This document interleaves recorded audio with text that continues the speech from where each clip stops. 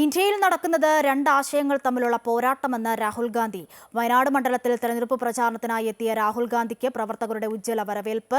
വയനാടിന്റെ പ്രശ്നങ്ങൾ പരിഹരിക്കുന്നതിൽ കേന്ദ്ര സംസ്ഥാനങ്ങൾ പരാജയപ്പെട്ടതായും രാഹുൽ ഗാന്ധി പറഞ്ഞു.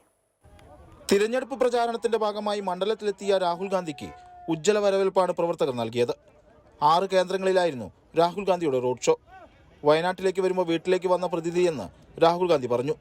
വയനാടിന്റെ പ്രാദേശിക പ്രശ്നങ്ങൾ കേന്ദ്ര സംസ്ഥാന സർക്കാരുകളുടെ മുന്നിൽ അവതരിപ്പിച്ചു. കേന്ദ്രത്തിലും കേരളത്തിലും കോൺഗ്രസ് അധികാരത്തിൽ ഇല്ലാത്തത് വികസനത്തെ ബാധിച്ചു. കോൺഗ്രസ് അധികാരത്തിൽ തിരിച്ചെത്തുമെന്നും എല്ലാ പ്രശ്നങ്ങളും പരിഹരിക്കുമെന്നും രാഹുൽ ഉറപ്പു നൽകി.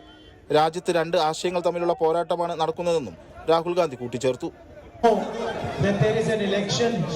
Going on between two ideologies, and if I want to simplify what is going on in Indian politics today, it is a fight between those who want to protect the constitution and those who want to destroy the constitution.